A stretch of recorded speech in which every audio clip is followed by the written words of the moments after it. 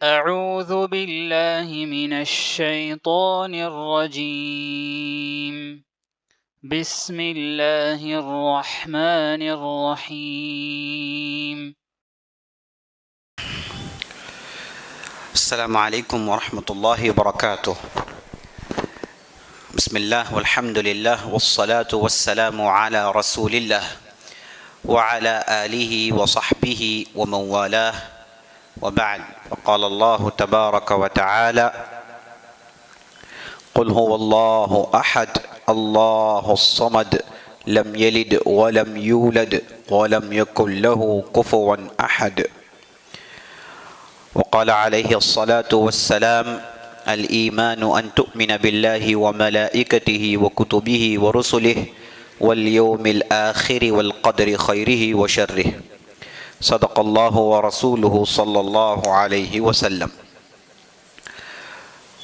عزیز ساتھیوں، پیارے دوستوں، ماؤں، بہنوں اور خواتین اسلام،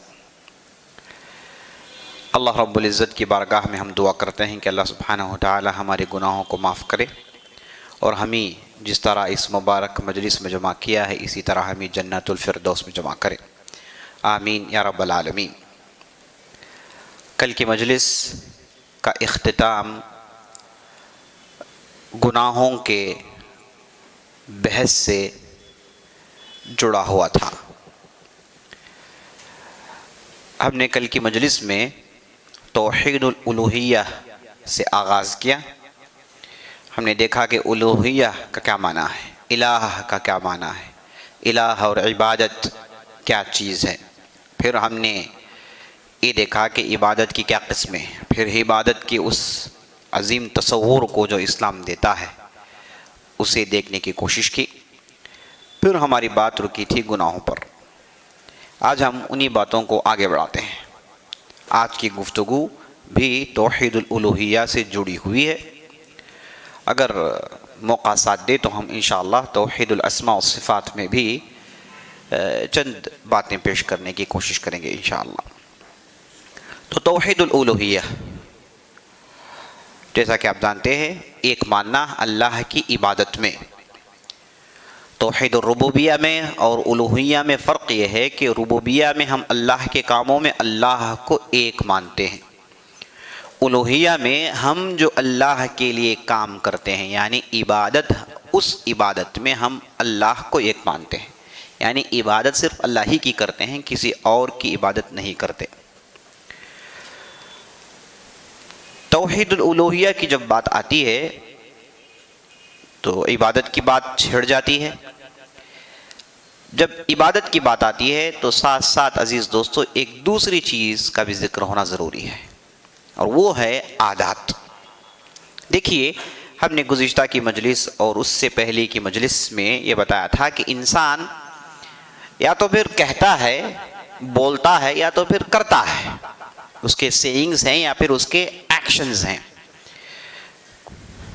اور ان سیئنگز اینڈ ایکشنز کو عبادت میں بدلنے کے لیے اسے اللہ کی محبت اور اللہ کی رضا جوئی، ان دو چیزوں کو شامل کرنا ہے، تب جا کے اس کی ہر حرکت عبادت بن جاتی ہے. تو اللہ کی رضامندی، اللہ کی محبت ہو تو وہ عبادت، اگر اللہ کی نافرمانی ہو تو وہ گناہ. اور اس کی ہم نے تفصیل دیکھ لی. یہ دونوں کے درمیان ایک ایسا سپاٹ ہے جسے کہتے ہیں عادات، جسے کہتے ہیں عادات. یعنی یہ کام ہم اپنے لیے کرتے ہیں، اس پر کوئی اجر نہیں.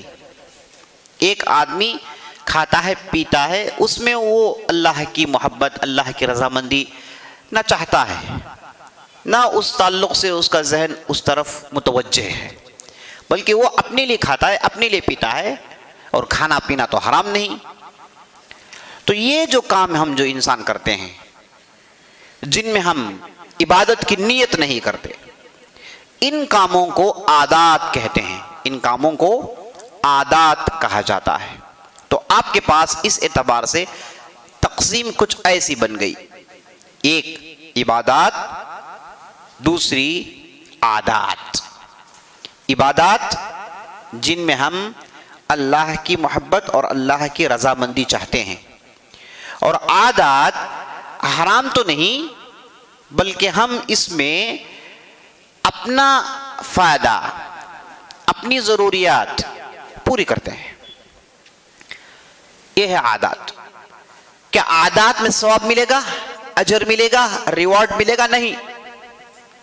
عادات میں نہ اجر ہے نہ گناہ ہے، نہ ثواب ہے نہ سزا ہے، بلکہ دونوں کے درمیان ایک چیز ہے جو ہم انسان کرتے ہیں. اسے کہتے ہیں عادات دوستو. تو آپ کے پاس عبادات اور عادات، لیکن ہم ان عادات کو بھی عبادت میں کنورٹ کر سکتے ہیں. جیسے کہ آپ جانتے ہیں ان عادتوں کو بھی ہم نے اللہ کے لیے کیا تو وہ چیز بن جاتی ہے عبادت. اب آگے بڑھیے، ایک دوسری بات بھی جان لیجئے. عبادت جو ہے اس میں ہی بدعت ہو سکتی ہے، عادات میں بدعت نہیں. عبادات آپ کرتے ہیں اللہ کی محبت اور اللہ کی رضامندی حاصل کرنے کے لیے. اگر آپ ان عادات کو اپنے طور سے کر رہے ہیں اور اس میں نہ اللہ کی خوشی ہے نہ محمد رسول اللہ کی بتائی ہوئی بات ہے، تو اسے کہتے ہیں بدعت. تو عادات سے جڑے ہیں بدعت، استغفر اللہ، عبادات سے جڑے ہیں بدعت، عادات سے نہیں جڑے ہیں. اچھی طریقے سے یاد رکھیے. تو بدعات کا آغاز عبادات سے ہے، عبادات سے ہی اس کا تعلق ہے. آپ وہاں پر اگر دو کنڈیشنز پورے نہیں کریں گے تو وہ عمل بدعت بن جاتی ہے. یعنی عبادات میں اگر آپ نے دو کنڈیشنز پورے نہیں کیے تو وہ عبادات بدعت میں بدل جاتی ہے. وہ دو کنڈیشنز کیا ہیں؟ پہلا کنڈیشن عزیز دوستو، عبادت قبول ہونے، ایسے لکھ لیجئے، عبادت قبول ہونے کے لیے دو کنڈیشنز ہیں. عبادات اللہ کے یہاں مقبول ہونے کے لیے دو کنڈیشنز ہیں. پہلا کنڈیشن، عبادت صرف اللہ کے لیے ہو، عبادات صرف اللہ کے لیے ہوں، جس میں اللہ کی محبت اور اللہ کی رضامندی. یہ پہلا کنڈیشن. اچھا، ہم انسانوں کو کیسے پتا چلے گا کہ فلان عمل کرنے سے ہم اللہ کی محبت اور اللہ کی رضامندی حاصل کر سکتے ہیں، فلاں عمل میں اسے اللہ پسند کرتا ہے، اسے ہم کیسے پہچان سکتے ہیں؟ اس کے لیے ہمارے پاس کوئی ذریعہ نہیں سوائے نبی صلی اللہ علیہ وسلم کی پیروی کے. محمد رسول اللہ صلی اللہ علیہ وسلم کی اتباع کے علاوہ ہمارے پاس اس تعلق سے فرق پیدا کرنے کے لیے کوئی دوسرا ذریعہ نہیں ہے. تو فلاں عمل اس میں اللہ کی محبت ہے، فلاں عمل اسے اللہ پسند کرتا ہے، اللہ اس سے راضی ہوتا ہے، یہ ہم کو بتائیں گے محمد رسول اللہ صلی اللہ علیہ وسلم. کیونکہ ہم انسانوں کے پاس نالج نہیں، کیونکہ ہم اس جانتے نہیں. اب دیکھیے، ہم نماز پڑھتے ہیں، کھڑے ہوتے ہیں، تکبیر، پھر قیام، پھر رکوع، پھر سجدہ. یہ ایکشنز ہیں، یہ حرکتیں ہیں. کیوں پہلے قیام، بعد میں رکوع، پھر بعد میں سجدہ؟ کیوں پہلے سجدہ نہیں؟ کیوں بعد میں قیام نہیں؟ یہ اس ترتیب سے کیوں ادا کریں؟ پھر تشہد، پھر سلام. اور اس کے بعد ہم جاتے ہیں حج کرنے کے لیے، تو حج میں ایک احرام ہم باندھتے ہیں، ایک سفید کپڑا پہنتے ہیں. کیوں ایسا کپڑا پہنے؟ ہم جو کپڑا پہنتے ہیں اسی کپڑے میں حج کر لیں. تو ہم کو معلوم نہیں کہ ہم کو یہ پہچاننے کا یہ پرکھ ہمارے اندر نہیں ہے کہ یہ چیز عبادت ہے، اسے اللہ پسند کرتا ہے، اسے اللہ پسند نہیں کرتا. ہم نہیں جانتے جب تک کہ ہم کو محمد رسول اللہ صلی اللہ علیہ وسلم نہیں بتاتے.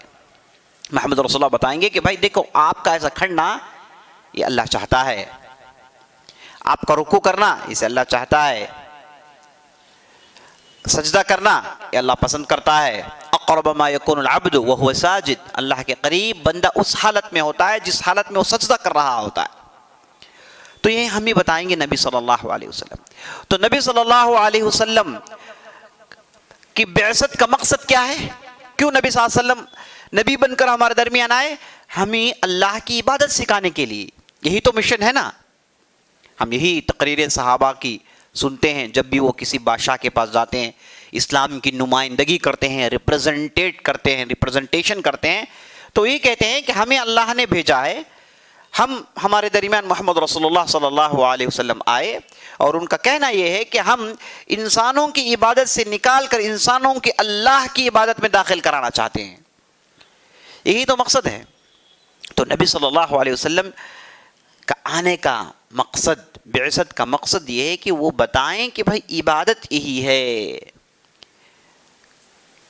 اسی لیے حذیفہ بن یمان رضی اللہ عنہ کی وہ حدیث یاد آتی ہے جس میں انہوں نے کہا کہ نبی صلی اللہ علیہ وسلم نے ہر چیز کی تعلیم دی، یہاں تک کہ اگر پرندہ پر مارتا ہے، اگر اس کے پر مارنے میں ہمارے لیے کچھ فائدہ ہے تو نبی صلی اللہ علیہ وسلم نے ہمیں اس کی تعلیم دی.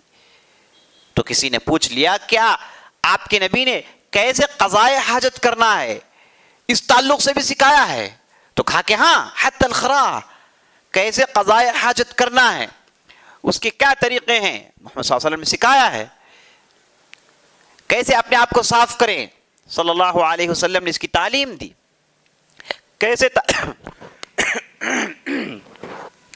کیسے تعلیم دیں، کیسے جو ہے غسل لیں اور کیسے طہارت حاصل کریں، ان تمام چیزوں کی تعلیم نبی صلی اللہ علیہ وسلم نے دی ہے. تو نبی صلی اللہ علیہ وسلم کے آنے کا مقصد عبادت سکھانا. اب عبادت کیا ہے وہی بتائیں گے ہم کو. وہی ایک ذریعہ ہے، کوئی دوسرا بتا نہیں سکتا. کوئی دوسرا یہ نہیں کہہ سکتا کہ بھائی اس سے اللہ خوش ہو جائے گا. کہہ سکتا ہے؟ نہیں کہہ سکتا. کیوں؟ اس کے پاس وہی نہیں آتی، اس کے پاس اللہ کا کلام نہیں ہے، اللہ اسے نہیں سکھاتا ہے. تو نبی صلی اللہ علیہ وسلم نے جن چیزوں کی تعلیم دی وہی عبادت ہے. جن چیزوں کو انہوں نے چھوڑ دیا وہ عبادت نہیں ہو سکتی. یہ قاعدہ اچھی طریقے سے یاد رکھ لیجیے. تو یہ عبادت ہے، اس سے اللہ خوش ہوگا، اس سے اللہ خوش نہیں ہوگا، یہ ہم کو نبی صلی اللہ علیہ وسلم کی حدیثیں بتائیں گی. اور نبی صلی اللہ علیہ وسلم کی بتائی ہوئی پوری باتیں، بتائی ہوئی پوری حدیثیں اللہ سبحانہ و تعالیٰ نے اس کی حفاظت کر لی. پورے کا پورا مجموعہ ہمارے پاس محفوظ ہے. ہم بڑی آسانی سے جان لے سکتے ہیں کہ کیا نبی صلی اللہ علیہ وسلم نے اسے کہا ہے کہ نہیں کہا ہے. تو یہ مجموعہ ہمارے پاس موجود ہے. تو اس لیے گھبرانے کی کوئی بات نہیں. جو نبی صلی اللہ علیہ وسلم نے بتائی باتیں وہ ہمارے پاس موجود ہیں. تو عبادت کی پوری تفصیل نبی صلی اللہ علیہ وسلم نے دکھا دی. اسی لیے آپ صلی اللہ علیہ وسلم ایک مرتبہ کہتے ہیں جب آپ صلی اللہ علیہ وسلم مدینہ آئے تو مدینے والوں کو دیکھا کہ وہ ایک عجیب و غریب حرکت کرتے ہیں. چونکہ وہ کاشتکار تھے، کسان تھے، تو وہ کرتے یہ تھے کہ نر درخت کے پھول اٹھا کر مادہ درخت کے پھولوں میں رکھ کر باندھ دیتے تھے. اسے تلقیح کہتے ہیں، جس سے کھجوروں کی پیداوار میں اضافہ ہوتا ہے اور زیادہ کھجور نکلتے ہیں. تو اس سے ان کی تجارت اور سجتی ہے، سنورتی ہے اور پھلتی ہے، پھولتی ہے. تو جب مدینے والوں نے کیا تو نبی صلی اللہ علیہ وسلم مکے سے آئے ہوئے تھے. نبی صلی اللہ علیہ وسلم مکے والوں کے پاس ٹریڈنگ ہے، بس تجارت ہے. ان کے پاس ایگریکلچر نہیں، کاشتکاری نہیں. ان کو یہ معلوم نہیں کہ ایسے کاشتکاری کی جاتی، نہیں جانتے تھے. تو نبی صلی اللہ علیہ وسلم نے دیکھا، کہا کہ تم لوگ ایسا کیوں کرتے ہو، چھوڑ دو، جو بھی کھجور آئیں گے اسے لے لو، یہ حرکت کرنے کی کیا ضرورت ہے. تو انہوں نے اس سال اسے چھوڑ دیا. تو اچھا خاصا گھاٹا ہوا، نقصان ہوا صحابہ کو، انصاری صحابہ کو نقصان ہوا. تو انہوں نے کہا یا رسول اللہ ہم یہ کرتے تھے تو اچھی خاصی تجارت ہوتی تھی، لیکن ہم نے چھوڑ دیا تو بہت بڑا ہمیں نقصان ہو گیا یا رسول اللہ صلی اللہ علیہ وسلم. تو نبی صلی اللہ علیہ وسلم نے اس وقت بہت زبردست بات بتائی. کہا کہ دیکھو میں جو بھی بتاتا ہوں بحیثیت بشر، انسان ہونے کی حیثیت سے میں جو بھی آپ کو بتاتا ہوں وہ میری رائے ہے، اسے تم رد بھی کر سکتے ہو، لیکن میں جب اللہ کی طرف سے پیغام سناؤں اسے تم رد نہیں کر سکتے، اسے تم ریجیکٹ نہیں کر سکتے. یہ اللہ کا پیغام ہوتا ہے. تو میں بحیثیت انسان، بحیثیت بشر میرے تجربات کی بنیاد پر، میرے مشاہدات کی بنیاد پر، میرے ایکسپیرینس کی بنا پر اگر میں کسی چیز کے تعلق سے کہوں کہ یہ چیز تم کرو تو اس میں تمہارے لیے اختیار ہوتا ہے، لیکن وہ چیز جو میں اللہ کی طرف سے تمہیں سناتا ہوں اس میں تمہارے لیے اختیار نہیں، تمہیں اسے کرنا ہی کرنا ہے۔ تو اس سے کلیئر کٹ بات معلوم ہو گئی کہ نبی صلی اللہ علیہ وسلم نے دنیا میں صحابہ کو جو بتایا کہ یہ عبادت ہے وہی عبادت ہے، جسے بتایا نہیں وہ عبادت ہو نہیں سکتی۔ اگر کسی نے کہا بعد میں آ کر کے یہ بھی عبادت ہے تو وہ گویا کہ نبوت کا دعویٰ کر رہا ہے، جبکہ یہ ممکن نہیں، جبکہ یہ ممکن نہیں۔ تو عزیز دوستو، دو کنڈیشنز عبادت قبول ہونے کے لیے۔ پہلا کنڈیشن یہ صرف اللہ ہی کے لیے ہو، دوسرا کنڈیشن یہ نبی صلی اللہ علیہ وسلم کی بتائے ہوئے طریقے پر ہو، نبی صلی اللہ علیہ وسلم کی پیروی ہو، تب جا کے وہ چیز وہ عبادت مقبول ہوتی ہے۔ تو پہلا کنڈیشن توحید، دوسرا کنڈیشن سنت۔ عبادت قبول ہونے کے لیے دو کنڈیشن، پہلا کنڈیشن توحید، دوسرا کنڈیشن سنت۔ اب یہ پہلا جو کنڈیشن ہے یہ مار کھا جائے، یعنی یہ کنڈیشن ٹوٹ جائے تو وہاں پیدا ہوتا ہے شرک۔ دوسرا کنڈیشن مار کھا جائے وہاں پیدا ہوتی ہے بدعت، یعنی اللہ ہی کے لیے عبادت کرنی چاہیے، اگر کسی نے دوسرے کو اللہ کی عبادت میں شامل کر لی تو وہاں پیدا ہو جاتا ہے شرک۔ نبی صلی اللہ علیہ وسلم کے بتائے ہوئے طریقے پر عمل کرے، وہاں پر اگر کرنے والے نے اپنے طور سے اضافہ کر لیا، کرنے والے نے اپنے طور سے کسی چیز کو گھٹا لیا تو وہاں پر وہ چیز بن جاتی ہے بدعت۔ شرک اور بدعت یہ دونوں مردود ہے، یہ دونوں اسلام کی نظر میں مقبول نہیں۔ تو یہاں سے سمجھ لیجیے عزیز دوستو، عبادات قبول ہونے کے لیے دو کنڈیشن ہیں، عادات کے لیے کوئی کنڈیشن نہیں، یہ تو آپ کی ضرورت ہے۔ عادات جو ہے ایسے ہی جائز ہے، انسان اپنی عادات کرتا ہے، اپنے طور سے کرتا ہے، جس میں وہ توحید اللہ ہی کے لیے نہیں بلکہ نہ اس میں محمد صلی اللہ علیہ وسلم پیروی ہے، وہ اپنی ضروریات پوری کرتا ہے، تو وہ ہے عادات۔ تو عادات کے لیے کوئی کنڈیشن نہیں، عبادات کے لیے دو کنڈیشن ہے، عبادات کے لیے دو کنڈیشن ہے۔ تو یہاں پر ایک اصول سمجھ لیجئے، ہر عبادت جسے شریعت نے عبادت نہیں بتائی ہے وہ عبادت ہو نہیں سکتی، یعنی عباداتوں کا دروازہ بند۔ الاصل فی العبادہ التحریم، عبادت اصل میں حرام ہے، عبادتوں کا دروازہ بند ہے، عبادت اصل میں حرام ہے جب تک کہ شریعت یہ نہ کہہ دے کہ یہ عبادت جائز ہے، یہ عبادت کرنا چاہیے، یہ عبادت ہے۔ عبادتوں کا دروازہ بند ہے، نبی صلی اللہ علیہ وسلم تھے کھلا تھا، نبی صلی اللہ علیہ وسلم گئے بند ہو گیا۔ ایک ہے عادات، اس کے دروازے ہمیشہ کھلا ہیں۔ اب عادات میں جن عادتوں کو شریعت نے حرام قرار دیا انہیں ہم کریں گے تو گناہ میں پڑ جائیں گے۔ تو عبادات چیک کرنے کے لیے ہمارے پاس اصول یہ ہے کہ پہلے ہم دیکھیں گے کہ کیا قرآن حدیث میں اللہ اور اللہ کے رسول نے اسے بتایا ہے کہ نہیں بتایا ہے۔ اگر نہیں بتایا ہے تو وہ عبادت ہو نہیں سکتی۔ اور عادات میں ہم یہ دیکھیں گے کہ کیا اللہ اور اللہ کے رسول نے اسے روکا ہے، اگر روکا ہے تو نہیں کریں گے، نہیں روکا گیا ہے تو کر گزریں گے۔ تو عبادت میں ہم دیکھیں گے کہ اللہ اور اللہ کے رسول نے کرنے کا حکم دیا ہے کہ نہیں دیا ہے۔ عادات میں ہم یہ دیکھیں گے کہ اللہ اور اللہ کے رسول نے روکا تو نہیں۔ تو اس کا معنی یہ کہ اگر آپ کے سامنے کسی نے کہا کہ بھائی یہ بھی عبادت ہے تو آپ چیک کریں گے کہ یہ عبادت ہے کہ نہیں، اللہ اور اللہ کے رسول نے کہا کہ نہیں۔ اگر کسی نے کوئی عادت کو کہا کہ یہ حرام ہے تب چیک کریں گے کہ یہ عادت حرام ہے کہ نہیں، ورنہ اگر عادت ہے تو کر سکتا ہے آدمی۔ جیسے عادات میں سے کیا ہیں، آپ کی ضروریات ہے، بستی بنانا ہے، یہ جو ٹیکنالوجی اب استعمال کرتے ہیں، کئی لوگوں نے اسے سمجھنے میں غلطی کی ہے نا، کئی لوگوں نے سمجھ لیا کہ ہر وہ نئی چیز بدعت ہے، اسی لیے تانا کستے ہیں، کہتے ہیں کہ جو لوگ یہ کہتے ہیں کہ بدعت ہے، کہتے ہیں کہ بھائی اگر بدعت ہے تو زمین میں چلنا بھی بدعت ہے، کاروں میں چلنا بھی عبادت ہے، بائکوں میں جانا بھی عبادت ہے۔ کیوں؟ کیونکہ نبی صلی اللہ علیہ وسلم کے زمانے میں کار بائکس نہیں تھے، ان کے زمانے میں تو اونٹ تھا، تو بنیادی سوال یہ ہے کہ اونٹ میں سوار ہونا، کار میں سوار ہونا، بائک میں سوار ہونا، اس کا تعلق عبادات سے ہے کہ عادات سے ہے؟ کیا آپ بائک میں اس لیے سوار ہوتے ہیں کہ اللہ خوش ہو جائے؟ کیا آپ بائک میں بیٹھ کر اس لیے جاتے ہیں کہ آپ کو ثواب ملے گا؟ نہیں، آپ تو اپنی ضرورت پوری کرتے ہیں، تو یہ ہے عادت۔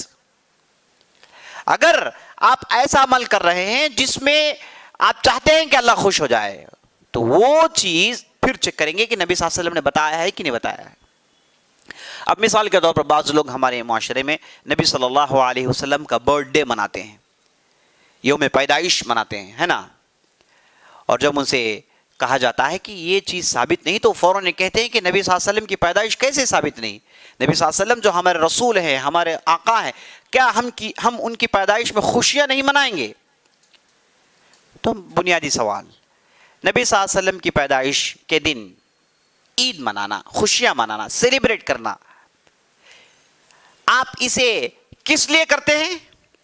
آپ اس لیے تو نہیں کرتے کہ آپ جیسے آپ اس میں کوئی ثواب نہیں چاہتے ہوں، بلکہ آپ کرتے ہیں، آپ کی نیت کیا ہوتی ہے کہ اس میں آپ کو اجر ملے گا، اسی لیے تو کرتے ہیں نا۔ آپ خوشیاں مناتے ہیں، یہ سمجھتے ہیں کہ اللہ کے رسول ہیں، اگر ہم خوشی منائیں گے، بعض لوگ تو روزہ بھی رکھتے ہیں، ہم روزہ رکھتے ہیں اس لیے کہ ہمیں اجر ملے گا، بہت بڑا دن ہے، مبارک دن ہے۔ تو جب آپ کوئی کام اجر کے لیے، ثواب کے لیے کرتے ہیں، تو وہ چیز عبادت ہو جاتی ہے۔ جب عبادت ہوگی تو پھر چیک کریں گے کہ اللہ کے رسول نے بتایا ہے کہ نہیں بتایا ہے۔ اگر نہیں بتایا ہے تو بدعت ہو جائے گی۔ عادات میں ہم یہ چیک کریں گے کہ اللہ اور اللہ کے رسول نے روکا ہے کہ نہیں روکا ہے۔ اگر روکا ہے تو رکیں گے، اگر نہیں روکا ہے تو رکنے کی ضرورت نہیں۔ تو عادات میں الاصل فی عاداتنا الاباحہ، عادات میں اصل چیز کیا ہے؟ مباح ہے، جائز ہے۔ یہ نہیں تلاش کریں گے کہ یہ کرنا ہے کہ نہیں کرنا ہے، شریعت نے کہیں اسے کرنے کا حکم دیا ہے کہ نہیں دیا ہے۔ مثال کے طور پر موبائل کا استعمال کرنا، اب جا کے ہم شریعت میں نہیں ڈھونڈیں گے کہ موبائل کا استعمال کرنا جائز ہے نہیں ہے، کہاں ہے وہ آیت، کہاں ہے قرآن، ہمیں تلاش نہیں کریں گے، کیونکہ موبائل آپ استعمال کرتے ہیں اپنی ضرورت کے لیے، ثواب کے لیے کرتے ہیں نہیں کرتے۔ جب آپ اپنے لیے استعمال کرتے ہیں تو یہ چیز ہو گئی عادت۔ تو عادات ثابت کرنے کے لیے ہم دیکھنے کی ضرورت نہیں، بلکہ عادت تو ہے یہ دیکھیں گے کہ یہ حرام ہے کہ نہیں، شریعت نے حرام قرار دیا ہے، کہیں اس کی تحریم آئی ہے، تب رک جائیں گے۔ عادتوں کی مثال، جیسے حرام عادتوں کی مثالیں، جیسے ہم دیکھتے ہیں کہ جاہلیت میں ان کے پاس ایک طریقہ تھا کہ بیمار ہو جائے کوئی تو داغ کر علاج کرتے تھے، داغ کر، نبی صلی اللہ علیہ وسلم نے روک دیا، داغ کر علاج کرنے سے نبی صلی اللہ علیہ وسلم منع کیا۔ اسی طریقے سے بعض قبائل کا طریقہ ہوتا ہے آج بھی افریقہ کے اندر کہ وہ اپنے چہرے میں چیر لیتے ہیں ادھر اس طرف تاکہ معلوم ہو کہ ہم فلاں قبیلے کے ہیں، اس سے آدمی کو خود کو نقصان ہوتا ہے نا، خون نکل آتا ہے، تو اسلام نے ایسے عادت کو حرام قرار دیا۔ کسی بھی خاص رنگ کا لباس پہننا، جیسے سیفران رنگ کا زعفرانی لباس پہننا، شریعت نے روکا ہے اسے، تو یہ آپ کے عادت میں داخل، آپ کپڑے پہنتے ہیں اپنی ضرورت کے لیے، شریعت نے کہا کہ یہ رنگ کا کپڑا مت پہنے، آپ ہم رک جائیں گے۔ اسی طریقے سے مرد کا لباس عورت پہننا، عورت کا لباس مرد پہننا، شریعت نے روکا ہے۔ لعن اللہ المتشبہین بالنساء والمتشبہات بالرجال، اللہ کی لعنت ہے ایسی عورتوں پر جو مردوں کا لباس پہنتی ہیں اور ایسے مردوں پر جو عورتوں کا لباس پہنتے ہیں۔ لباس پہننے میں کیا رکھا ہوا ہے؟ کیا ہم لباس پہنتے اللہ کو خوش کرنے کے لیے؟ نہیں، یہ تو ہماری ضرورت ہے، تو فوراً یہاں پر ہم دیکھیں گے کہ شریعت روکا ہے تو رک جائیں گے۔ اگر روکنے کے باوجود کریں گے تو یہ گناہ ہے، اسے بدعت نہیں کہتے، یہ ہے گناہ، چونکہ لعنت کا لفظ استعمال ہوا ہے تو یہ بڑے گناہ میں داخل ہے نا۔ تو اس اعتبار سے اس قاعدے کو اچھی طریقے سے سمجھ لیجئے، ایسا زبردست قاعدہ ہے کہ تمام پریشانیوں کا حل نکل جاتا ہے۔ بہت سارے لوگ کنفیوژن میں رہتے ہیں کہ بھائی ہر چیز میں بدعت کریں تو لوگ کہتے ہیں کہ بدعت کریں تو پھر کیا کریں کیا نہ کریں، تو بات بالکل واضح، شریعت نے پہلے سے ہی واضح کر دیا کہ بھائی بدعات کا تعلق عبادات سے ہے۔ اگر آپ کوئی بھی چیز دین سمجھ کر ثواب کی نیت سے کرتے ہیں اور اس چیز کو شریعت نے نہیں بتایا، بدعت ہے۔ اب وہ چیز جس تعلق سے شریعت خاموش ہے، اسے کرنے میں کوئی حرج نہیں، وہ کرنے آپ کی ضرورت ہے تو آپ کرتے جائیے، اگرچہ کا ثواب نہیں ملے گا، اس میں ثواب نہیں ملے گا. گاڑی میں بیٹھ کر جانا، کار میں بیٹھ کر جانا، فلاں لباس پہننا، فلاں، یہ اس میں تو اجر نہیں ہے آپ کے لیے، یہ تو آپ اپنی ضرورت پوری کرنے. واچ کا پہننا مثال کے طور پر. تو یہ بات اچھی طریقے سے سمجھ لیجیے، ایک ہے عبادات اور ایک ہے عادات. تو عبادات قبول ہونے کے دو کنڈیشنز، پہلا کنڈیشن میں نے بتایا کہ اللہ کے لیے، دوسرا کنڈیشن نبی صلی اللہ علیہ وسلم کی پیروی ہے. تو نبی صلی اللہ علیہ وسلم کی پیروی جہاں نہ ہو وہاں بدعت پیدا ہو جاتی ہے. سمجھے آپ؟ تو بدعت کا معنی کیا ہے؟ بدعت کا معنی شریعت میں دین میں اپنے طور سے کسی بھی چیز کی اضافت کرنا، یہ ہے بدعت. من عمل عملا لیس علیہ امرنا فہو رد. کوئی آدمی ایسا عمل کرے جس میں ہم نے اس پر ٹھپا نہیں لگایا، یعنی جسے ہم نے ریکگنائز نہیں کیا، وہ ریجیکٹڈ ہے. کیا معنی؟ یعنی ایسا عمل آپ کرتے ہیں دین کے نام سے جسے ہم نے نہیں دکھایا ہے، وہ ہے ریجیکٹڈ. من احدث فی امرنا ھذا ما لیس منہ فہو رد. اگر کوئی آدمی ہمارے معاملے میں یعنی ہمارے دین میں ایک ایسی چیز کا آغاز کرے جسے ہم نے بتایا نہیں، یعنی نبی صلی اللہ علیہ وسلم نہیں بتایا، تو وہ چیز بدعت ہو جاتی ہے. تو دین میں اضافت کرنا اپنے طور سے بدعت ہے، کیونکہ دین پورے کا پورا عبادات ہے، اس میں اپنے طور سے اضافت کرنا بدعت ہے. تو یہ رہی بدعت. اب بدعت کی کئی قسمیں ہیں. اب چلیے پہلے شرک دیکھ لیتے ہیں، بعد میں بدعت میں آتے ہیں. شرک کیا ہے؟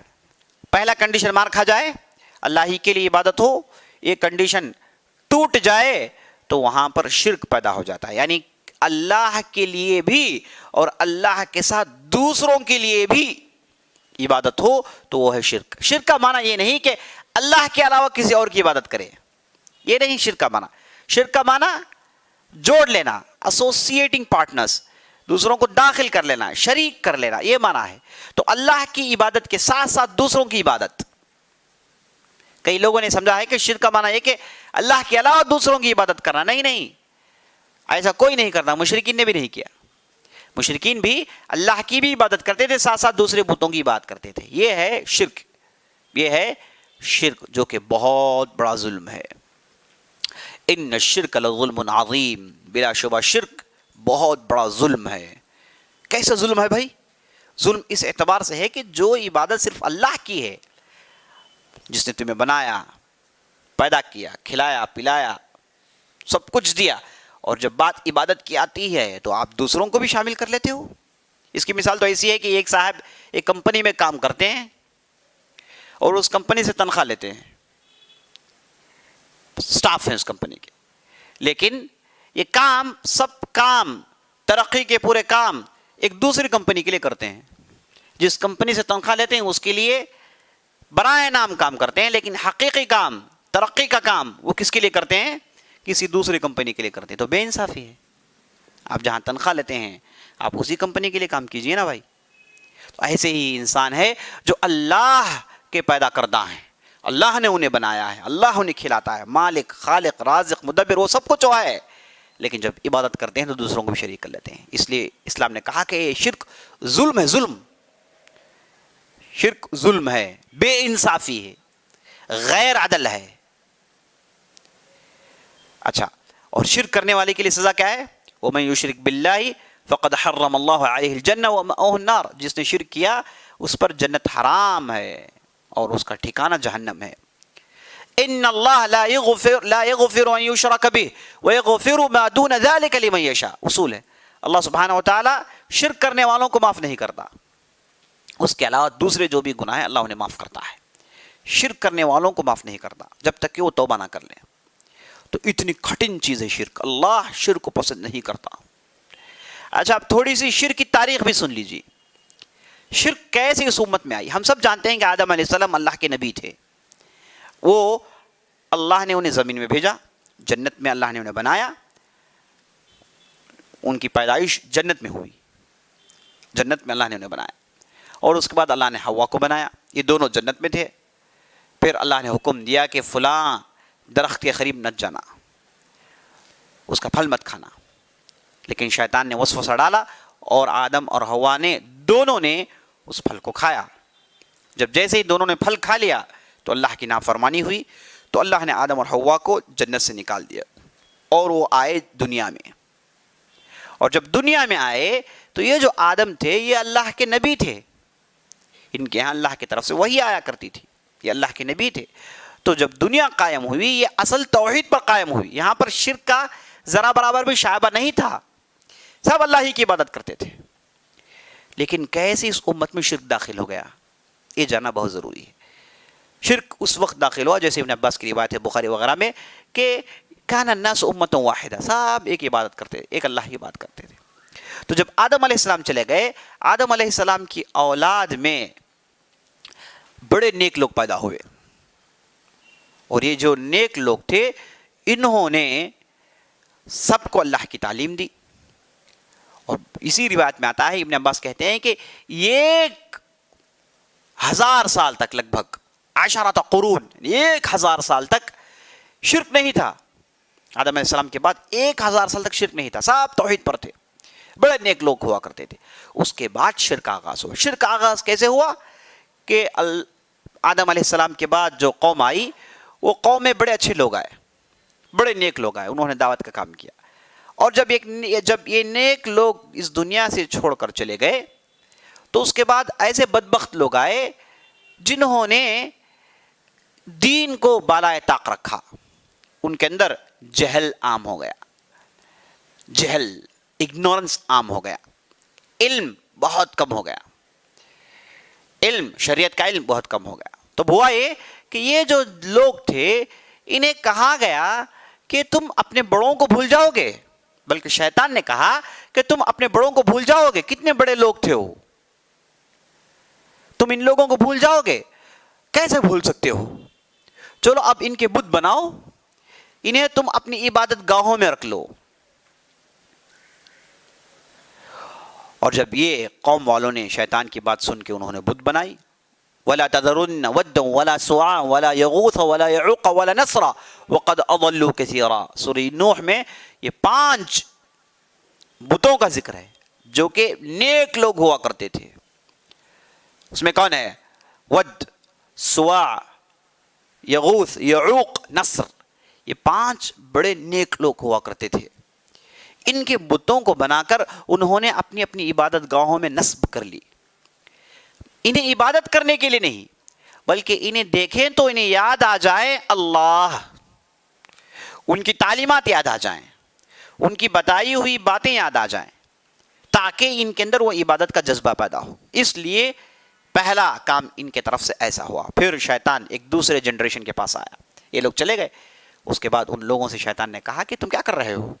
یہ جو بڑے بڑے لوگوں کے جو بت رکھے ہوئے ہیں، کیا تمہیں معلوم نہیں کہ بڑے لوگ تھے، بڑے نیک لوگ تھے؟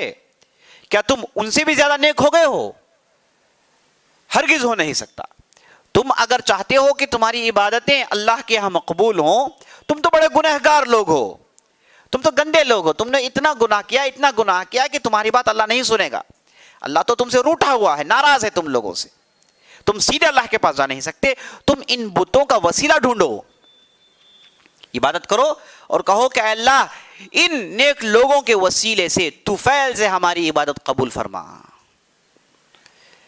تو پھر وہ نسل بھی چلی گئی. تو دوسرا جنریشن آیا تو شیطان نے کہا کہ کیا کر رہے ہو؟ یہی لوگ کافی ہیں تمہارے لیے. تم اتنے گنہگار اور اتنے مکار لوگ ہو کہ تم اللہ کے یہاں کھڑنے کی جرت کیسے ہے تمہاری؟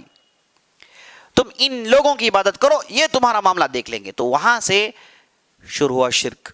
لوگ گئے اور ان کی پرستش شروع کر لی، سیدھے ان بتوں کی عبادت شروع کر لی. تو یہاں سے شرک آغاز ہوا. اب یہ کون سی قوم تھی؟ یہ نوح علیہ السلام کی پہلے کی قوم تھی. یعنی آدم علیہ السلام کے بعد 1000 سال کے بعد جو قوم آئی تھی ان کے یہاں یہ فساد برپا ہو گیا تھا، یہ فتنے عام ہو گئے تھے کہ انہوں نے شرک کرنا شروع کر لیا، غیر اللہ کے سامنے سجدہ کرنا شروع کر لیا. تو اس کے بعد اللہ نے نوح علیہ السلام کو بھیجا. اسی لیے نوح کو کہا جاتا ہے کہ پہلے رسول ہے، آدم پہلے نبی ہیں. کیوں رسول کہا گیا؟ کیونکہ یہ رسول کی حیثیت سے اب ایسی قوم کے درمیان آ رہے ہیں جہاں پر مخالفتیں ہونے والی ہیں، جہاں پر جھگڑا ہونے والا ہے، معمولی چیز نہیں، لوگوں کو آپ شرک سے روک لیں۔ تو انشاءاللہ ہم جب رسولوں پر گفتگو کریں گے دیکھیں گے کہ رسول و نبی میں فرق کیا ہے، تفصیل سے وہاں بات آئے گی انشاءاللہ۔ اب فی الحال اتنا سمجھ لیجئے کہ آدم پہلے نبی تھے اور رسول پہلے نوح تھے۔ تو نوح علیہ السلام آئے اور انہوں نے پھر دعوت کا کام کیا، پھر انہیں سدھارنے کا کام کیا، درستگی پیدا کی، اللہ کی طرف بلایا، توحید کی بات سنائی۔ لیکن پھر وہی بہت کم لوگوں نے ان کی بات سنی اور اکثر و بیشتر لوگ ان کی مخالفت پر اتر آئے، نہ کہ صرف مخالفت بلکہ انہیں ختم کرنا چاہتے تھے۔ تو اللہ کہتا ہے کہ نوح علیہ السلام کی دعوت 1000 سنۃ الا 50 عاما، 1000 سال میں 50 کم، یعنی کتنے؟ 950 سال کی ان کی دعوت ہے، بس 950 سال انہوں نے لوگوں کو بلایا۔ اور لوگ کرتے کیا تھے؟ جعلوا اصابعهم في آذانهم واستكبروا استكبارا، اپنے کانوں کے اندر اپنی انگلیوں کو ٹھونس لیتے تھے اور مکمل تکبری کا اظہار کیا، نوح علیہ السلام کا ٹھٹا مذاق اڑایا۔ اور اس کے بعد اللہ کی طرف سے عذاب آیا، اللہ نے اس ساری دنیا کو ڈبو دیا۔ صرف اس کشتی میں لوگ بچ گئے تھے جنہیں نوح علیہ السلام نے اپنی کشتی میں داخلہ دے دیا تھا، اور کشتی کے اندر بعض جانور، اور کہا جاتا ہے کہ 80 کے آس پاس لوگ جو نوح علیہ السلام کی نسل سے تھے وہ بچ گئے، بقیہ سب برباد کر دیے گئے۔ یعنی اللہ کی طرف سے اعلان تھا کہ جب کوئی قوم شرک میں ڈوب جاتی ہے تو پوری کی پوری قوم کو اللہ تباہ و برباد کر دیتا ہے، اللہ شرک کو پسند نہیں کرتا۔ لیکن یہ سلسلہ جاری رہا، شرک موجود تھا، انبیاء آتے، رسول آتے، لوگوں کو شرک سے بچاتے، یہ سلسلہ جاری تھا یہاں تک کہ آخری رسول، آخری نبی محمد رسول اللہ صلی اللہ علیہ وسلم تشریف لائے تو وہ مکے کے اندر آئے تو وہاں پر بھی بت پرستی تھی۔ مکے کے اندر سب سے پہلے بت پرستی لانے والا ایک شخص جس کا نام عمرو بن لحی، نبی صلی اللہ علیہ وسلم کہتے ہیں کہ یہ آدمی جہنم میں ہوگا۔ یہ پہلا آدمی تھا جس نے جزیرۃ العرب میں شرک کا آغاز کیا۔ وہ گیا تھا کہیں اور، وہاں دیکھا کہ لوگ پتھر پوج رہے ہیں، یہ بھی پتھر لایا اور لوگوں سے کہا کہ پوجو آپ کو فائدہ ہوگا، تو وہاں سے پتھر کی پرستی شروع ہوئی، ورنہ لوگ شرک میں نہیں تھے۔ تو لوگ ہمیشہ توحید میں ہوا کرتے ہیں، ڈیفالٹ پوزیشن لوگوں کی توحید کی ہے، شرک بعد میں داخل ہوا۔ شرک خود ایک نئی چیز ہے، انسانیت نہیں جانتی، لیکن شیطان اس شرک کا اتنا زور پیدا کرتا ہے کہ لوگ اس شرک کو چھوڑنے کے لیے تیار نہیں ہوتے۔ تو شرک انتہائی منحوس چیز ہے۔ نوح علیہ السلام کے بعد سے لے کر نبی صلی اللہ علیہ وسلم تک جتنے بھی انبیاء رسول آئے انہوں نے شرک کا مقابلہ کیا، شرک کو روکا انہوں نے، اور یہ شرک ایسی چیز تھی کسی نہ کسی اعتبار سے داخل ہو جایا کرتی تھی، بڑی منحوس تھی۔ اسی لیے ابراہیم علیہ السلام کی دعا کیا ہے؟ رب انہن اضللن کثیرا من الناس، اے اللہ ان بتوں نے کئی لوگوں کو گمراہ کر دیا، چیخ چیخ کر دعا کرتے تھے۔ ابراہیم علیہ السلام کو امام التوحید کہا گیا اس لیے کیونکہ انہوں نے پوری زندگی سے توحید کی پرچار میں گزار دی۔ تو یہ تھی عزیز دوستو مختصر تاریخ شرک کی، یہاں سے شرک کا آغاز ہو، اس کے بعد سلسلہ چلتا گیا، آج بھی دنیا میں شرک ہے۔ یہ شرک اور توحید کا کشمکش، یہی عزیز دوستو دنیا، توحید کے پرستار اور ایک طرف شرک کے دیوانے، یہ دونوں کا مقابلہ ہوتے رہے گا، یہ باطل اور یہ حق، ان کے درمیان مقابلہ ہوتے رہنا ہے یہاں تک کہ دنیا ختم ہو جائے۔ یہ لڑائی ہمیشہ رہے گی، اللہ نے اسے ایسے ہی چاہا ہے۔ اور اللہ کا قرآن میں قول ہے وَلَقَدْ ذَرَأْنَا كَثِيرًا مِنَ الْإِنسِ، ہم نے بہت سارے انسانوں کو پیدا کیا جہنم کے لیے، اور بہت ساری انسانیت جہنم میں جانے والی ہے۔ تو عزیز دوستو یہ اللہ کا قانون تھا۔ تو یہ تھا مختصر شرک کے تعلق سے۔ اب شرک کی دو قسمیں لکھ لیجئے، شرک کی دو قسمیں، ایک ہے شرک اکبر اور ایک ہے شرک اصغر۔ شرک اکبر اور شرک اصغر، میجر شرک، مائنر شرک، شرک اکبر اور شرک اصغر۔ اچھا اس سے پہلے تقسیم سنی، یہ بھی آپ جان لیجئے کہ شرک خود ایک کفر ہے، شرک خود ایک کفر ہے۔ کفر کا کیا معنی؟ کفر یکفر کفرا فہو کافر۔ کفر کا اصل لغوی معنی یہ ہے کہ چھپانا، اپنی فطرت کو چھپانا. یعجب الزراع لیغیظ بہم الکفار، ہے نا. کفار یہاں پر کون مراد ہے؟ کفار سے مراد کاشتکار، کسان، جو پودوں کو یعنی جو بینجیوں کو چھپاتے ہیں مٹی میں. تو انہیں کہا گیا چونکہ چھپانے والے انہیں کہا گیا کافر، کفار.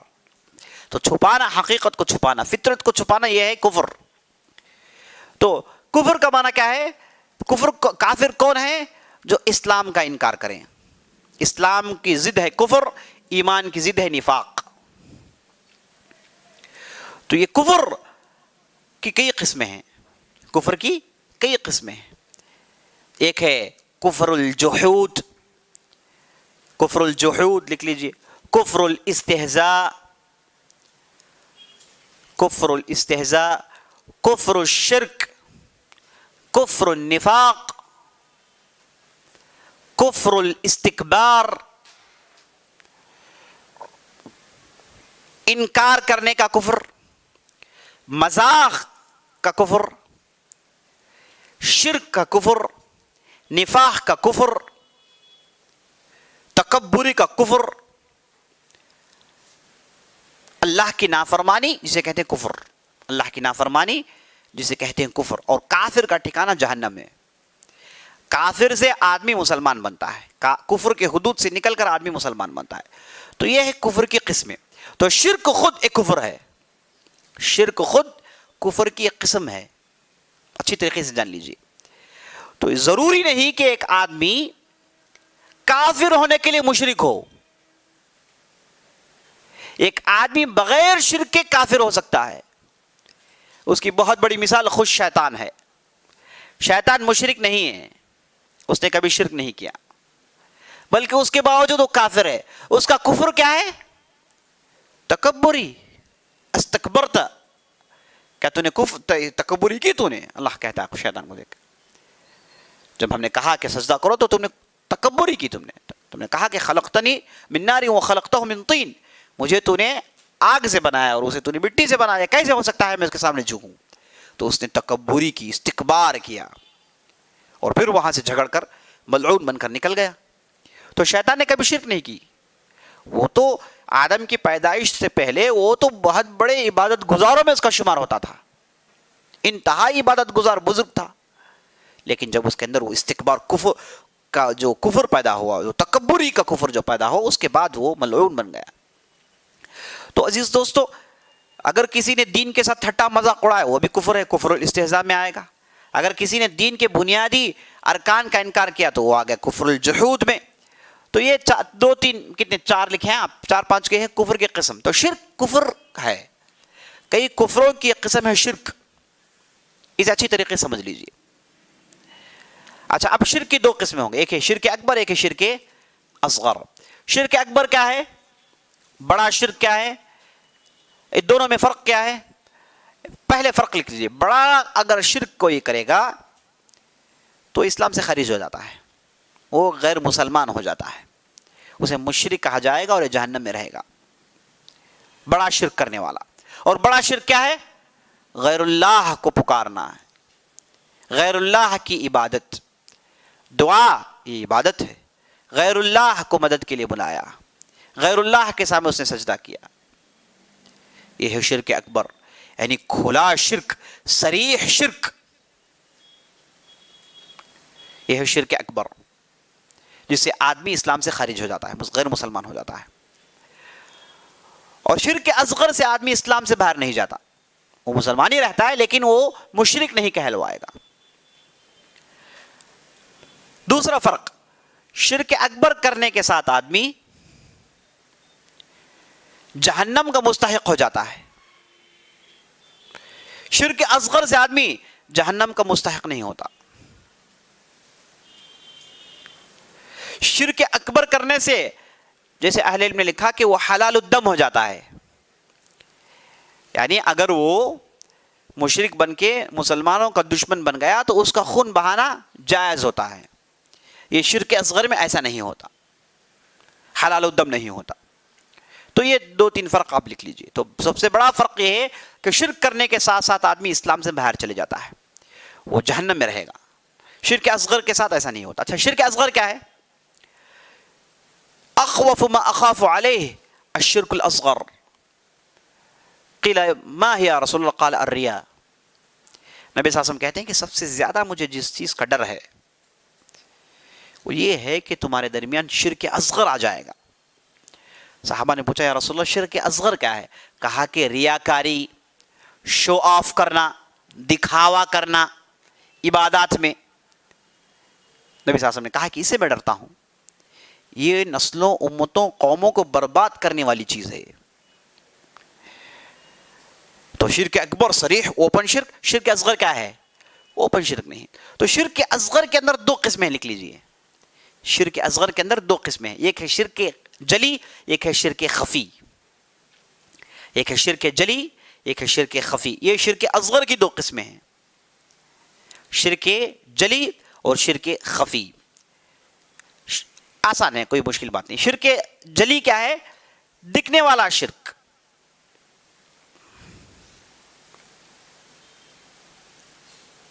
شرک خفی کیا ہے؟ چھپا ہوا شرک. اہل علم تقسیم کی کہ شرک جلی یہ ہے جو قول میں ہوتا ہے،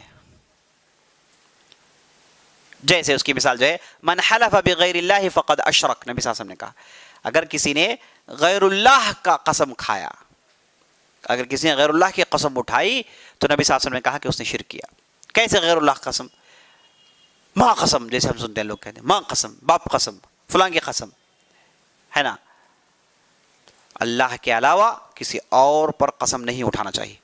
من کان حالفا باللہ فلیحلف باللہ. اگر کوئی آدمی من کان حالفا فلیحلف باللہ، اگر کوئی آدمی قسم کھانا چاہتا ہے تو کس کی قسم کھائے؟ اللہ کی کھائے، اللہ کے علاوہ کسی اور کی نہ کھائے.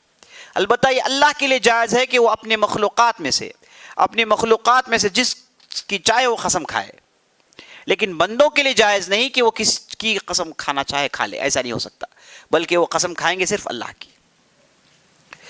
تو قسم کھانا غیر اللہ کی، اگر کسی نے غیر اللہ کی قسم کھا لی تو کیا وہ جہنم میں چلے جائے گا؟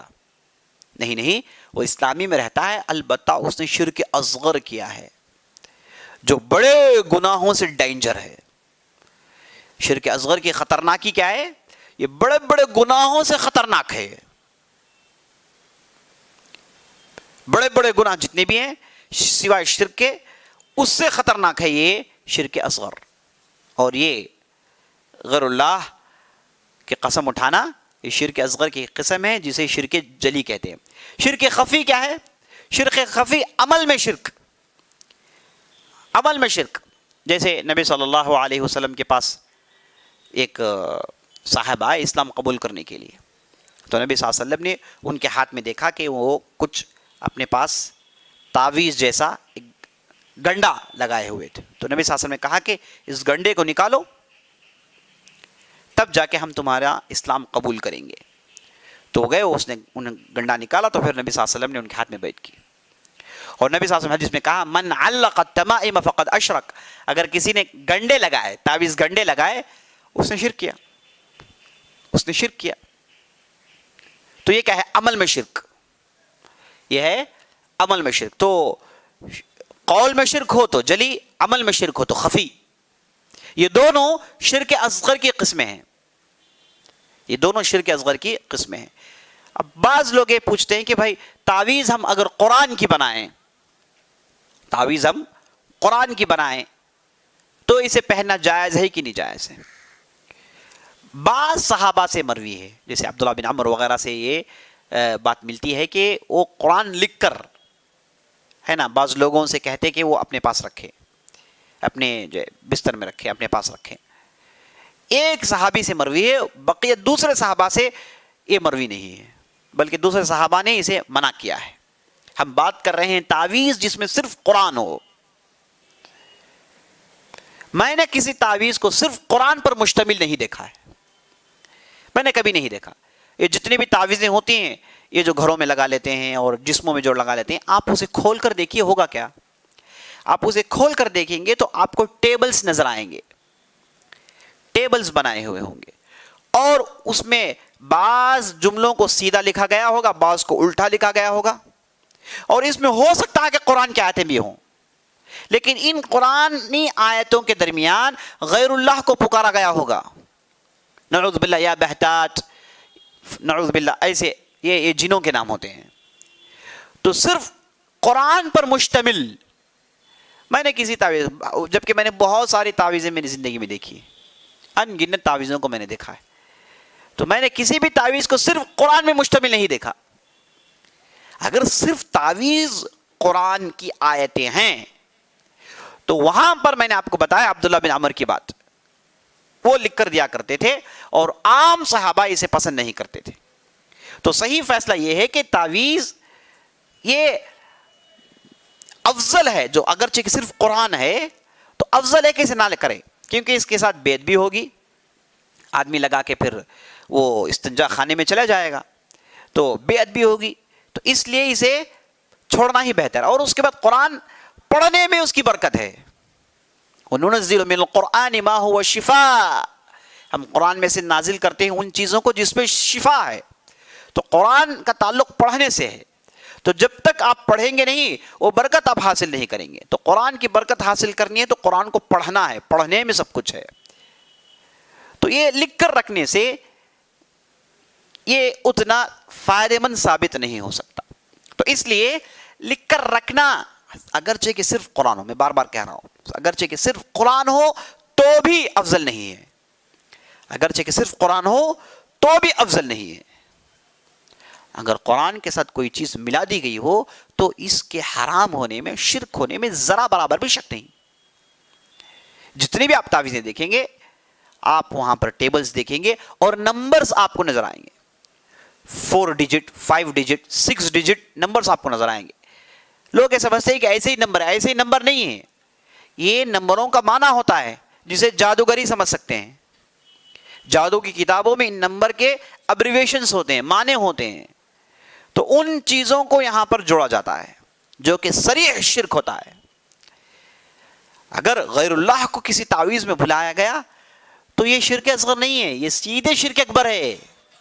ہم ان تعویذوں کی بات کر رہے ہیں جس میں غیر اللہ کو نہیں پکارا گیا ہے، جیسے کسی جانور کا دانت، جیسے جاہلیت میں رکھا کرتے تھے، جانوروں کے دانت ہے نا، سنگ جانوروں کے، یعنی یہ سمجھنا کہ اس سے شیطان دور بھاگے گا، یہ خود جائز نہیں ہے. اگر اس کے اندر غیر اللہ کو پکارا گیا تو یہ صریح شرک ہونے میں کوئی شائبہ نہیں. اچھی طریقے سے سمجھ لیجیے. تو بہرحال تعویذ صرف قرآن پر مشتمل ہو، صرف قرآن ہی ہو، اس کے اندر کوئی دوسری چیز نہ ہو تو بھی چھوڑنا افضل ہے. اگر اس میں کوئی دوسری چیز ملا دی گئی ہو تو اس کے حرام ہونے میں کوئی شک نہیں. اس کے حرام ہونے میں، اور یہ لمبی بحث ہے، جادوگروں کے جو ان کے پاس جو سحر کی جو طریقے ہیں، یہ لمبی بحث ہے، اس میں جانا نہیں چاہتا. چونکہ یہاں پر شرک اصغر کی بات آ گئی ہے تو میں نے اس کی طرف اشارہ کر دیا. تو آپ کے پاس شرک کی 2 قسمیں ہیں، ایک ہے شرک اکبر، ایک ہے شرک اصغر. اور شرک اصغر کی 2 قسمیں، ایک ہے جلی، ایک خفی. جلی جو قول میں ہے، خفی جو عمل میں ہے. میں نے دونوں کی ایک ایک مثال دے دی آپ کو.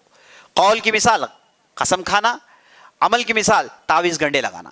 ورنہ قول کی اور بھی مثالیں ہیں، قول کی اور بھی مثالیں ہیں، اور عمل میں شرک ہونا اس کی بھی بہت ساری مثالیں ہیں، تفصیل میں جانے کا وقت نہیں. تو یہ عزیز دوستو شرک کا مختصر خاکہ. چاہے شرک اکبر ہو کہ اصغر، دونوں خطرناک ہیں، دونوں خطرناک ہیں. اور نبی صلی اللہ علیہ وسلم نے کہا کہ میں سب سے زیادہ کس سے ڈرتا ہوں؟ شرک اصغر سے. شرک اکبر تو تم نہیں کرو گے، یعنی اتنے علم والے تو ہیں کہ روک لیں گے، لیکن شرک اصغر سے بچنے والے بہت کم لوگ ہیں. اچھا آدمی، اچھا پڑھا لکھا ہوا آدمی، سمجھدار آدمی بھی اس کے پیر پھسل جائیں گے شرک اصغر میں. وہ ریاکاری کر بیٹھے گا، ہے نا، ریاکاری کر بیٹھے گا. ریاکاری مطلب دکھاوا. جب آدمی دکھاوا کرتا ہے خاص طور پر عبادات میں تو ہوتا کیا ہے؟ اس کی پوری عبادت اس نے کسی اور کے لیے کر ڈالی. مثال کے طور پر سمجھیے کہ ایک صاحب نماز کے لیے کھڑے ہوتے ہیں، عام طور پر یہ ایسا ہی ہوتا ہے، نماز کے لیے کھڑے ہو گئے، لوگ انہیں دیکھنا شروع کرتے ہیں تو یہ صاحب، اب ان کا معاملہ بڑا ڈاوانڈول ہو جاتا ہے کہ یہ شیطان کہہ رہا ہے کہ لوگ تجھے دیکھ رہے ہیں، اب یہ چاہتے ہیں کہ نماز مکمل کریں. اب یہاں پر 2 قسم کے لوگ ہیں. ایک جو اچھے ہوتے ہیں عام طور پر وہ جلدی عبادت ختم کر لیتے ہیں، اور شرک ریاہ کہ اس شرک سے بچنا چاہتے ہیں، آگے بڑھ جاتے ہیں. اب جو پھسل گئے وہ تھوڑی نماز اپنی لمبی کر دیتے ہیں، رکوع سجدہ. ایک ہمارے ساتھی تھے، انہوں نے ایک چٹکلا سنایا. انہوں نے کہا کہ ایک صاحب تھے تو نماز کے لیے کھڑے ہوئے، 2-3 لوگ پیچھے آ گئے تو انہوں نے ان کی نماز دیکھ کر تعریف کی، دیکھی ماشاء اللہ کیا اچھی نماز پڑھ رہے ہیں، کتنی لمبی نماز ہے، کتنی رکعت ہے. یہ صاحب کا دل اتنا بھرایا، اتنا بھرایا، اتنے خوش ہوئے کہ انہوں نے رکعت توڑ کر کہا کہ آج میں روزہ بھی ہوں. رکعت توڑ کے کہا کہ آج میں روزہ بھی ہوں، اس کی بھی تعریف کر دیجیے آپ. یعنی یہ وہ لوگ ہیں جن کے پیر شروع ہی میں پھسل جاتے ہیں. اچھا، دونوں غلط ہیں. یہ جو صاحب، جو نیک آدمی جنہوں نے اپنی نماز کو بالکل مختصر کر ڈالی اور اپنا دامن چرا کے نکل گئے وہاں سے، یہ بھی غلط ہیں اور وہ بھی غلط ہیں. تو پھر کرنا کیا ہے؟ کرنا وہی ہے جو یہ کرنا چاہتے تھے ان کے پہلے، ان کے دیکھنے سے پہلے جو کرنا چاہتے وہ کنٹینیو کریں. کیونکہ شیطان کا ہر بات ایسے ہی بھی ہو سکتا ہے، ویسے بھی ہو سکتا ہے. ہو سکتا ہے کہ شیطان چاہتا ہے کہ آپ عبادت مختصر کریں، آپ کی نیت تھی کہ لمبی عبادت کریں، لوگ آگے تو مختصر آپ نے کر لیا. شیطان یہ چاہتا ہو کہ آپ نماز عبادت کم کریں، یہ بھی شیطان کا حملہ ہو سکتا ہے. اور وہ تو شیطان کا حملہ ہی، اس میں ذرا برابر بھی شک نہیں. تو اس لیے عزیز دوستو، ریاکاری ایک خطرناک چیز ہے. اللہ اکبر، اس سے دامن چرانا بہت ہی مشکل ہے. کبھی کبھار ایسے ہو سکتا ہے کہ ایک آدمی اپنی زبان سے اپنی خوب تعریف کرتا ہو اور اس کے دل میں شرک نہ ہو، اس کے دل میں ریا نہ ہو، ہے نا. اپنی تعریف کر رہا ہے، وہ اس لیے کر رہا ہے تاکہ لوگ اس پر عمل کریں. اس کے دل میں یہ بات ہے کہ لوگ مجھ سے ایگزامپل لے اور وہ خود عمل کرے اس پر. اس کی پوری نیت ہی ہوتی ہے. یہ کہیں پر بھی نہیں چاہتا کہ میں اپنے آپ کو بڑا کر لوں، میں اپنی عبادت دکھا لوں، یہ نہیں چاہتا. اس کے اندر یہ ہوتا ہی نہیں ہے. اور کبھی کبھار ایسے ہوتا ہے کہ ایک آدمی انتہائی متقی پرہیزگار کا لبادہ اوڑھے اور دل میں پہاڑ ہوں شرک کے. دونوں ممکن ہیں. اسی لیے آپ کسی آدمی کو دیکھ کر یا پھر اس کی بات چیت کو دیکھ کر اس کے دل میں کتنا اخلاص ہے یہ فیصلہ نہیں کر سکتے آپ. بہت مشکل ترین چیز ہے، بلکہ ناممکنات میں سے ہے. لوگوں کے سینوں کو چیر کر دیکھنا یہ ہم سے ممکن نہیں ہے، یہ ہو نہیں سکتا. تو اس لیے عزیز دوستو، یہ انتہائی خطرناک چیز ہے. اس میں بڑے بڑوں کے پیر پھسل جاتے ہیں. اور یہ ایسا شرک ہے جسے کہتے ہیں شرک طاری ہونے والا شرک، ٹیمپروری شرک ہے، تھوڑی دیر کے لیے آئے گا اور بعض لوگوں کے دلوں میں گھر کر جاتا ہے. بجلی کا جو شاک ہوتا ہے کبھی کبھار انسانوں کو مار دیتا ہے نا. ایک بجلی کا کڑک گر جائے آدمی مر جاتا ہے کبھی کبھار. وہ ایسے ہی ہے. کبھی کبھار یہ ایسا حملہ ہوتا ہے شرک اصغر کا کہ آدمی کی پوری توحید ختم، پورا اخلاص ختم، اب اس کے پاس کچھ بھی تھا ہی نہیں. کئی سالوں کی محنت اس کی پانی میں چلی گئی، 50 سال 60 سال کی عبادت پوری پانی میں چلی گئی ایک شرک اصغر کی وجہ سے. تو اس لیے اس تعلق سے آدمی کو بہت بہت محتاط رہنا چاہیے اور اللہ سے دعا کرتے رہنا چاہیے. اللہم انی اعوذ بک ان اشرک بک لما اعلم واستغفرک لما لا اعلم. یہ شرک اصغر سے بچنے کی بہترین دعا ہے، اسے ضرور یاد کر لیں آپ. اللہ میں تجھ سے پناہ مانگتا ہوں ان چیزوں میں جس میں نے شرک کیا، جو میں نہیں چاہتا تھا، ہے نا. بہترین دعا ہے. تو آدمی کبھی نہیں چاہتا لیکن اس کے پیر پھسل جاتے ہیں، زبان سے ایسے الفاظ نکل جاتے ہیں، ایکشنز ایسے ہو جاتے ہیں کہ آدمی وہاں پر پھسل جاتا ہے. تو اس لیے نبی صلی اللہ علیہ وسلم نے کہا کہ یہ انتہائی مصیبت دہ چیز ہے، آدمی ریاکاری میں پھنس جائے. اس کی تو بہت ساری مثالیں ہیں، اس کی تفصیل میں جانا نہیں چاہتا. تو یہ عزیز دوستو مختصر خاکہ ہے شرک کا. تو اس کی ایک بہن ہے، چھوٹی بہن، اس کا نام ہے بدعت. اب بدعت کی بھی کئی قسمیں ہیں. بدعت آپ نے جان لیا کہ دین کے نام سے کوئی عمل کرے جسے نبی صلی اللہ علیہ وسلم نہیں دکھایا ہو، دین نہیں دکھایا ہو، یہ ہے بدعت. تو یہ بدعت جو ہے اس کی بھی بہنیں ہیں، اس کی بھی قسمیں ہیں. ایک ہے بعض بدعتیں مکفرہ ہیں، بعض بدعتیں مفسقہ ہیں، بعض بدعتیں جو ہے مختلف ہیں. تو یہ مکفرہ مفسقہ. مکفرہ بدعت ہے لیکن اس کے اندر کفر ہے. بدعت ہے لیکن اس کے اندر کفر ہے. اس کی مثال جیسے شیعہ کی بدعت ہے، امامیہ کی بدعت ہے. کیسے؟ وہ کہتے ہیں کہ سارے 12 کے 12 امام جتنے بھی ہیں سب علم غیب جانتے ہیں. اس کے اندر کفر ہے. تو پوری بدعت ایک نہیں ہو سکتی عزیز دوستو, پوری ایک درجے کی نہیں ہے, پوری ایک درجے کی نہیں ہے. اسی لیے ہم ہر مبتدی, ہر بدعت کرنے والے کو ایک درجہ نہیں دیکھ سکتے, بلکہ ہر بدعت اور مبتدی اس کی بدعت کے حساب سے اس پر حکم لگائیں گے. کبھی کبھار معمولی خفیف بدعت ہو سکتی ہے, اور کبھی کبھار کافر کر دینے والی بدعت بھی ہو سکتی ہے. تو یہ بدعت کی قسمیں ہیں. تو آج ہماری گفتگو ہوئی عزیز دوستو توحید الالوہیہ پر. ہم نے شرک دیکھا اور بدعات کو مختصر طور پر دیکھ لیا. انشاءاللہ کل اسی تعلق سے چند باتیں بدعات کے تعلق سے دیکھیں گے, اور اس کے بعد توحید الاسماء والصفات پر ہماری گفتگو مکمل کرنے کی کوشش کریں گے. کل سے مراد پیر کا دن انشاءاللہ. ھذا باللہ توفیق وصلی اللہ علی نبینا محمد